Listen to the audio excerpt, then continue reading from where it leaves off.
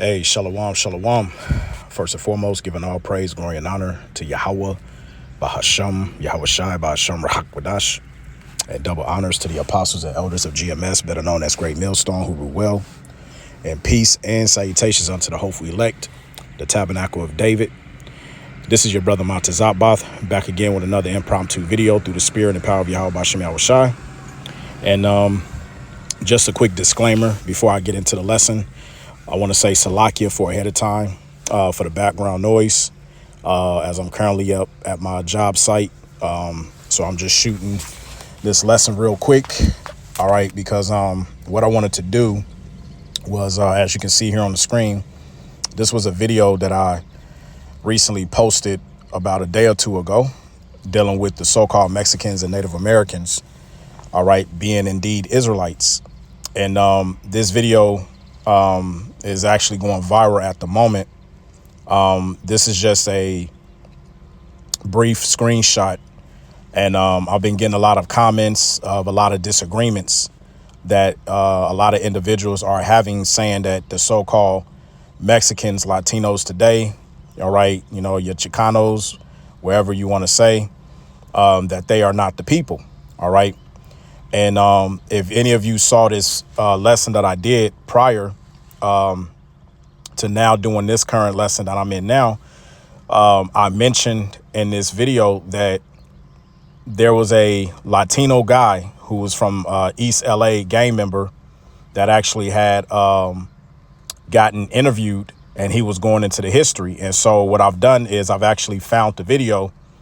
All right. And I just wanted to do a quick lesson to bring out more edification, to prove and show you through the spirit that, all right, that, you know, the so-called Mexicans are indeed our brethren. All right. They're from the tribe of Issachar. OK, now what I want to do is I'm going to play the video. All right, that I have lined up here. And we're going to get some, you know, a couple of precepts, going to some historical history, and be done with it. So I don't want this to be too long. I just want to jump straight to the point. And Yahweh Ratazah, Lord willing, is edifying. Make sure my volume is up. Yep. The indigenous language of was it the Aztecs or the Mayans? Both of them. Both of them. You said it was connected to an old Hebrew. Ancient Paleo-Hebrew. So does that mean that that language that was indigenous to what Mexico and Central America is today was a Semitic language? Yeah. So what the schools teach you is an indoctrination. You get inducted into this indoctrination of what they want to call you, or what they tell you that you are. So, for instance, you know, our people get called Hispanic, right? So Hispanic, not knowing what that term means, you know, we call each other Hispanics, but that was under the Spaniard captivity. When the Spaniards came in 1492 and, you know, raped, robbed, and pillaged, you know, the people of Mexico, how they knew you were under that captivity was by calling you an Hispanic, how you belonged to a family of a Spaniard that took you worked on their plantation, you were given their last name, like my last name, Ayala. That comes from whatever captivity my family got taken into, and maybe we have to work on fields, whether it was picking, you know, tobacco, or whatever that family had us doing. That's what we did. Now Latino is different. Latino's under the Grecian captivity. That's if you were Latino, or how they differentiated the both of them is Latino actually meant that your bloodline dated back to a Grecian or a Greek, and people that are from down south, Guatemala, El Salvador, you know, just South America, they're not Latino. Their dads aren't Greek. You know, we're still of this brown race. You know, like they call, you know, black people or African Americans that are here now Africans, and they're not from Africa. They actually just got taken into captivity in Africa while fleeing Israel. That's right.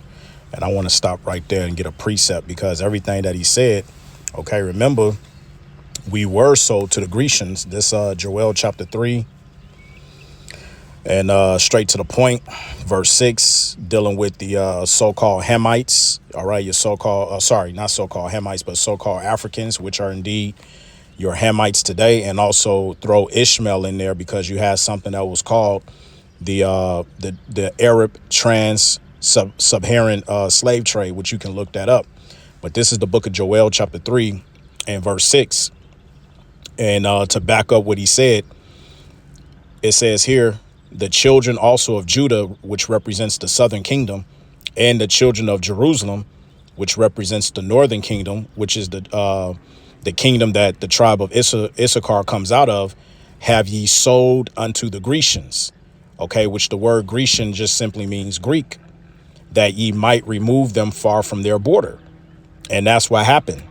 So we both got sold, all right, to the Grecians. And who are your modern day Grecians today? Let's get the precept in the book of Amos, chapter 1 and verse 9. It says, thus said the Lord Yahweh, for 3 transgressions of Tyrus, and for 4, I will not turn away the punishment thereof, because they delivered up the whole captivity to Edom, and remember not the brotherly covenant. All right.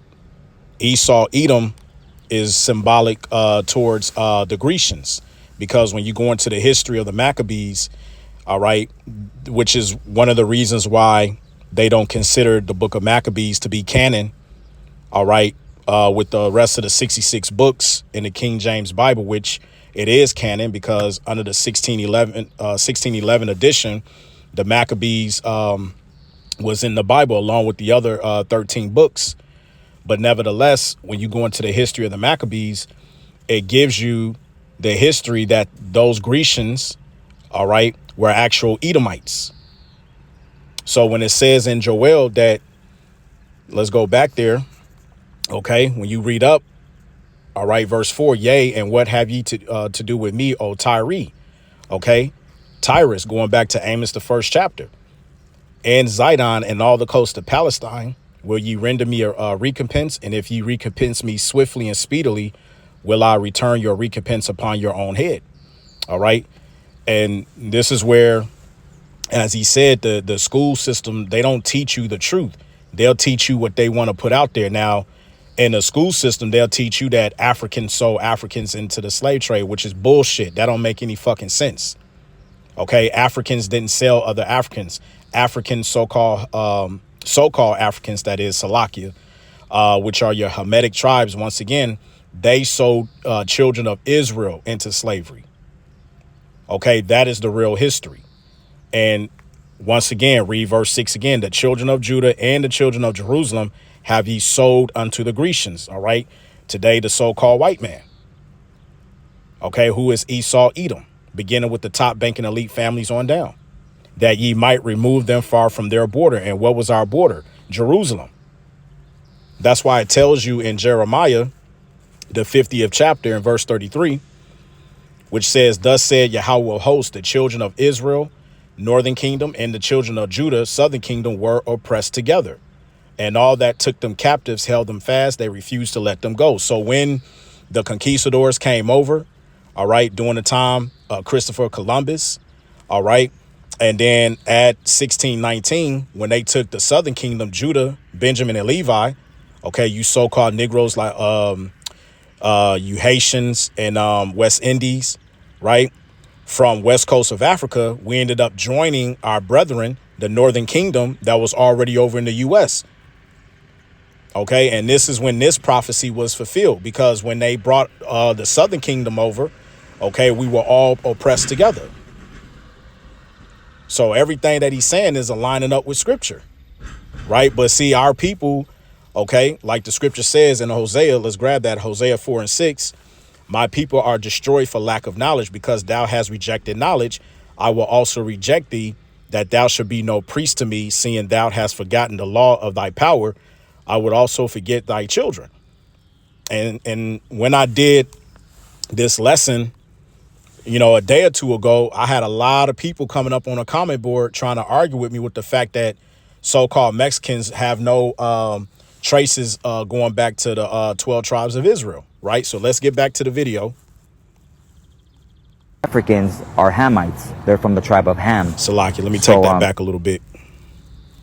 You know, just South America, they're not Latino. Their dads aren't Greek. You know, we're still of this brown race.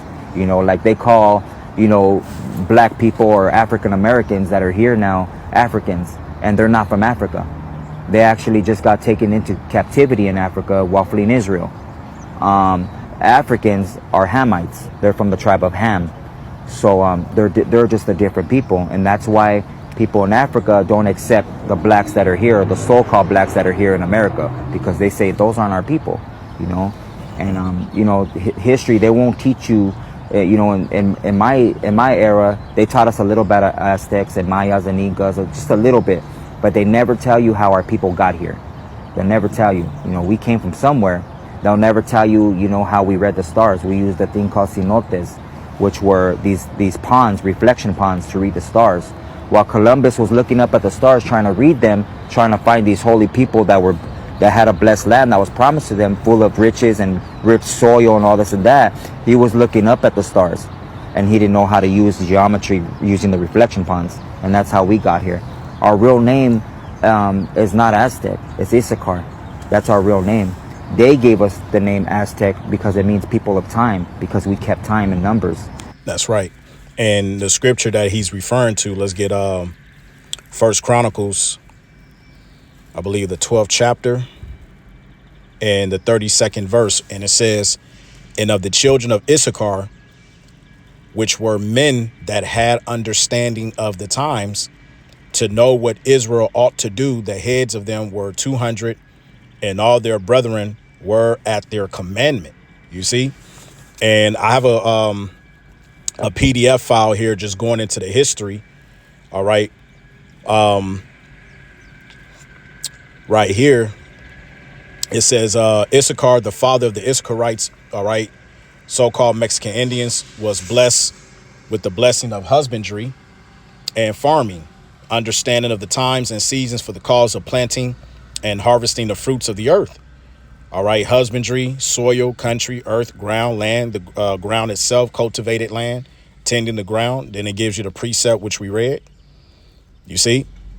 And, going into the Aztec and the Mayan calendar, it says this calendar was also called the sunstone, mostly used to predict things that are easily predictable. All right. And such solar eclipses. But some things the Mayans couldn't predict seem impossible without today's modern technology, like predicting rain. It says the calendar was so precise and so exact, they could predict rain. The calendar was used in religion and rituals as well. It says the essentials of the Mayan calendar are based upon a system of mathematics, astronomy, and other sciences, which was used at least around the 5th century BCE. It is believed that there were supernatural influences associated with its configurations. Divinations could be made from their priests associated with certain configurations. You see? And then it gives you, a little bit more on that, which if the spirit permits me, because I don't have that much time, I'll do another separate lesson going into this more. But eventually, what you have to understand overall is, because he made a point in the video by saying what they don't tell you in the history is how, the so-called Native Americans, all right, the Aztec, the Mayans and stuff, and the rest of the 10 tribes, how they came over to the Americas. And when you get the Apocrypha, it actually tells you that history. Let's get Second Esdras, the 13th chapter, real quick. Okay, which I brought out in that previous lesson that I did. And I'm going to start at verse 40. It says, those are the 10 tribes which were carried away prisoners out of their own land in the time of Hoshea the king, who Salmanasar the king of Assyria led away captive. And he carried them over the waters, and so came they into another land. All right. And you can get this history in the book of 2 Kings, the 17th chapter. But they took this counsel among themselves that they would leave the multitude of the heathen and go forth into a further country where never mankind dwelt, that they might there keep their statutes, which they never kept in their own land. Right. Because when you understand the history, when they came over to the Americas, all right, which the at that time it was known as Arsarith, as you can see here in this slide right here, they didn't actually keep the law, statutes, commandments, because they ended up worshiping other gods. They ended up doing human sacrifice. OK, which let's read a little bit of it here. At the top, it says the Aztecs and the Mayans also began to serve other numerous gods, goddesses and other deities. And that goes back to the curses, which we'll grab after this. It says the most high power of Israel, which his name is Yahweh, was against his people serving other gods, and only are Salakia, and only a few of the many deities that were worshipped. The ancient Mexican Indians also practiced human sacrifice as part of their religion, and whenever something important happened, such as going to war, building a temple, or whatever, they always provided a sacrifice to the gods. And other ways people were sacrificed was through throwing victims off cliffs, beating, drowning, mutilation, and arrow sacrifices. It says humans and animals were sacrificed, and human sacrifice was a forbidden and an abominable sin that the Israelites, so-called Mexicans today, worked against the most high power of Israel, and they have their higher, but we know the real name is Yahweh, all right? You know, take the meat, spit out the bone. So going back, dealing with the curses, when you go to Deuteronomy, the 28th chapter, all right, and the 64th verse, okay, it says, and Yahweh, dealing with the curses of all 12 tribes, shall scatter thee among all the people. And that happened to us. And from the one end of the earth even unto the other. So how do we get to the Americas? You see, this is how we got to the Americas, because we were scattered. We was going to be, that was part of the curses. It says, and there, meaning wherever we were scattered, thou shalt serve other gods. And that's exactly not only, you know, what the Mayans and Aztecs did, but all of the 12 tribes, including Judah, which is Yahweh, beginning with the so-called Negroes today. It says, which neither thou nor thy fathers have known, even wood and stone. Okay, worshiping different idols. That's why when you go down, like when you look at the Northern Kingdom today, they showed you that in that Disney movie, Coco, right? The Issacharite tribes and stuff, Zebulon. Okay, they're very heavy into that, you know, witchcraft, Santeria, all right, dealing with the Simeon, okay, which is the so-called Dominicans today, all right, practicing Santeria, all right. You also have the Haitians practicing voodoo. So, hey, the Yahweh B'Shem Yahushua made, you know, he made promise on his word, and that's exactly what happened to the nations, all right, dealing with the 12 tribes. Okay, that's exactly what happened to us. So going back to the Apocrypha, we left off at verse 42. It says that they might there keep their statutes, which they never kept in their own land, and they entered into Euphrates by the narrow places of the river. All right, so, you know, during that period of time, all right, they got their boats and stuff that they made, and they took it upon themselves to leave away from the Assyrian captivity, all right, and to go into another land where never mankind dwelt. And that land, none other, was speaking of America, because when you check the records, especially in the Jewish Encyclopedia, they tell you that the name Arsareth, okay, which we're going to read here in a sec, through the memoirs and records of Christopher Columbus, whose real name is Cristobal Colon, he identified that land, America, as being Arsareth. How else would he have known to go there? Because they even showed you that in a movie called The Conquest of 1492. It's a Hollywood movie. Go and look it up. And there's a particular scene in there where Christopher Columbus is being asked about this so-called New World. And he said it is through superstition belief by him reading certain books, and mainly the book of Esdras. That's what inspired him to go out westward to find these 10 tribes. All right. Once again, look up the movie 1492. But moving on, it says, verse 44, for the Most High then showed signs for them and held still the flood till they were passed over. For through that country there was a great way to go, namely of a year and a half, and the same region is called Arsareth, which the word Arsareth just means another land. And that another land is referring to none other than America, which is Babylon the Great today. So that's how the so-called Native Americans and the, you know, the so-called Mexicans got over to the U.S., man. All right. This is our history, and the scriptures, all right, is giving you the account, because the scriptures is not only a law and testament and our heritage, but it's also a source of history. And this is why people get upset, because they don't know how to take secular history and line it up with the actual prophecies of the scriptures. That's why you got a lot of Israelites that don't believe in the 12 tribe chart. You see, because it's this same group of people during the 1960s called the Chicano movement that was with the so-called Black Panthers, right? Chicano movement of the 1960s. It says the Mexican American civil rights movement, one of the least studied social movements of the 1960s. I wonder why it was one of the least studies, because they don't want you to know the truth.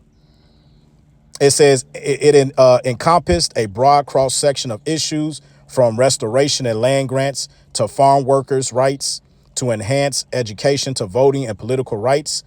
All right. And you can check out that video, man. And this goes back to Ezekiel, the 37th chapter, the Valley of the Dry Bones awakening. All right. Because during this time, we were entering into, let's get the precept, Revelation, the 11th chapter. All right. Real quick. And then we're going to close out. Revelation 11 and 11, it says, and after 3 days and a half, which represents 3.5 years. So 1 day to the Heavenly Father is 1,000 years to us. So 3 days and a half represents really 350 years. OK, and that's during the time from 1619 when we was taken over into captivity, transatlantic slave trade, up until around this time, 1960s, 1970s, when the truth came on the scene. All right. Started in New York.